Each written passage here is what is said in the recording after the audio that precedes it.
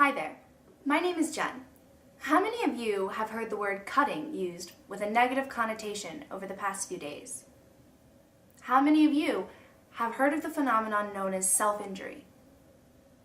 Perhaps you know someone who self-injures, or perhaps you think you don't, but the chances are you probably do. Studies have shown that approximately 23% of the high school population will self-injure at least once before they graduate. That's a pretty big number. There's a really big chance that at least one person that you know, sit next to, pass in the hallways every day, self-injures. But what do people really know about self-injury?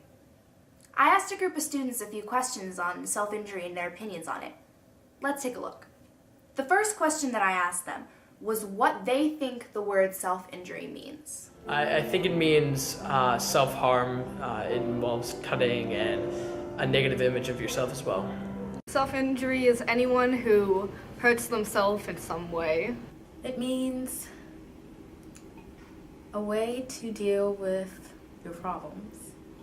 I guess it means someone harming themselves either physically or mentally.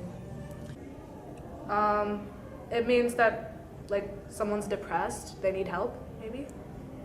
It's like when people hurt themselves. Self-injury is defined as the deliberate, self-inflicted destruction of bodily tissue without suicidal intent and for purposes not socially sanctioned. That's a fancy way of saying someone is hurting themselves and it isn't for reasons that are accepted by society, such as tattoos or piercings.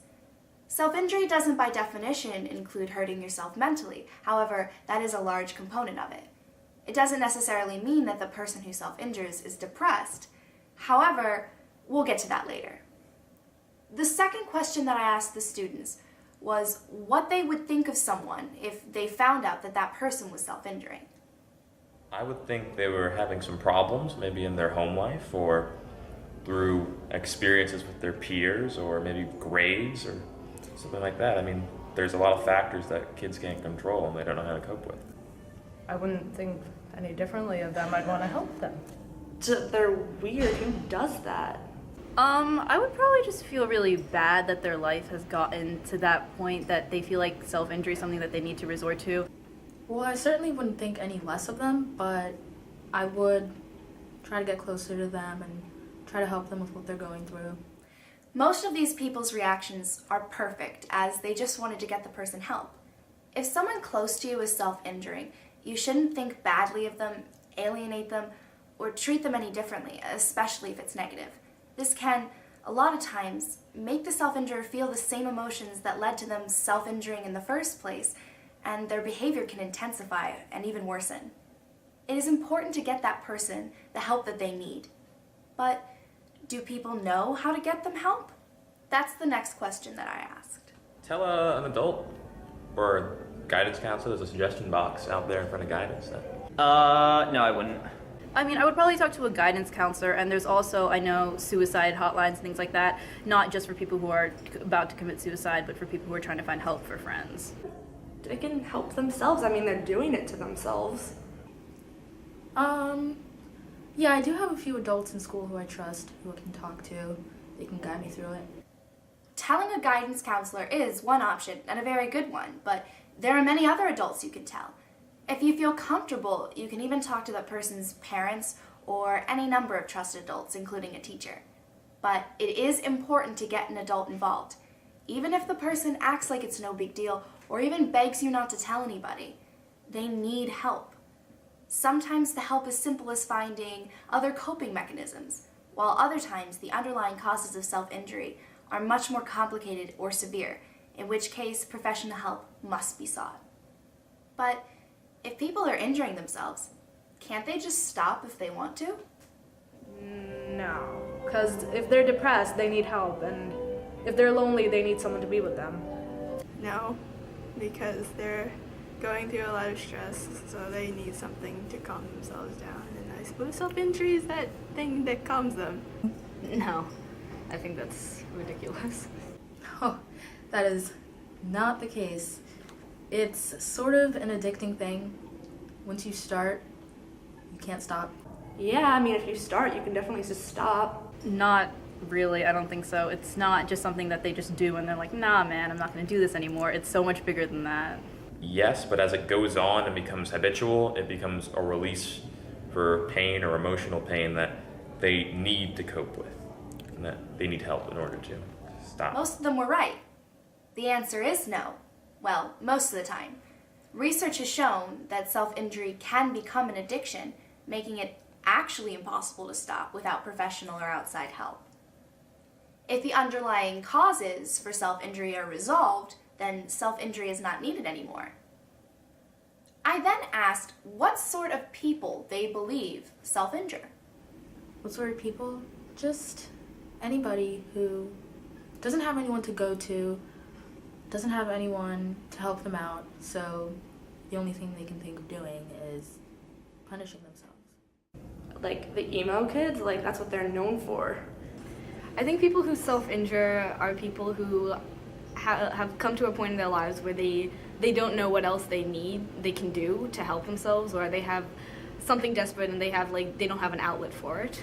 The people that self-injure are the people who are either depressed on the inside or going through some emotional trauma or stress. People who are depressed, lonely, deprived of things, maybe. One major myth about self-injury is that all people who self-injure are among the goth or emo subculture. Self-injury actually excludes no one. It doesn't discriminate. People who self-injure come from all types of groups, ethnicities, and economic backgrounds. People who self-injure may be male or female, rich or poor, gay, straight, bisexual, or questioning, be very well or less educated, and live in any part of the world. They may be jocks, skaters, preps, or nerds.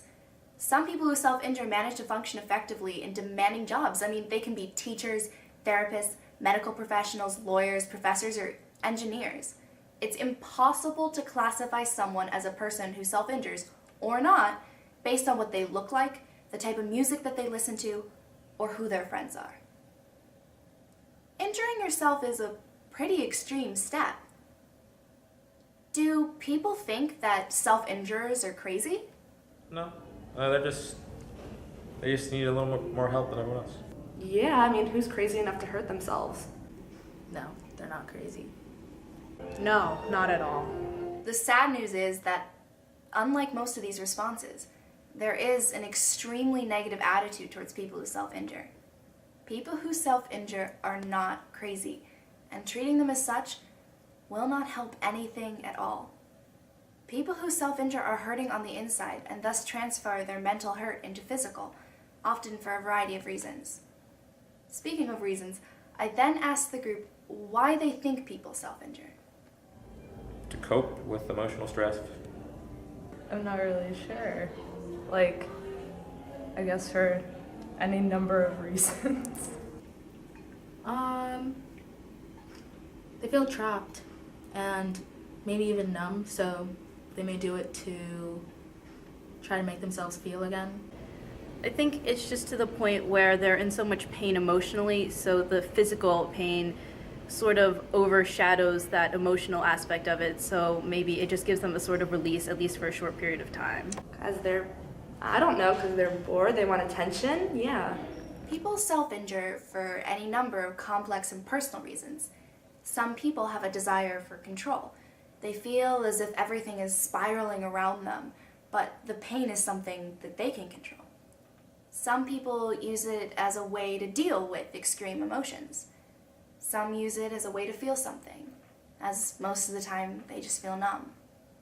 Some people do it to punish themselves. What aren't reasons for self-injury are to fit in, to be cool, or to get attention. While many people who self-injure are clinically depressed, that's not always the case.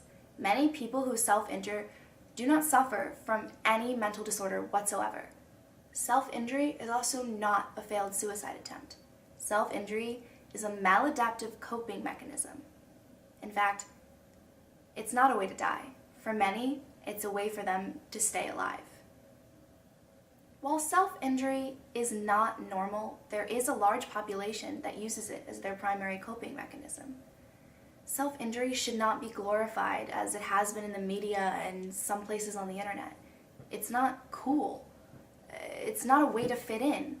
It's a coping mechanism, but it's not a good one. It is important to understand self-injury and to learn how to get self-injurers the help that they need. If you know anyone who is self-injuring, talk to an adult. Get them help even if they claim not to need it. They do. I hope you remember what you learned from this video. Together, we can make a difference. Thank you.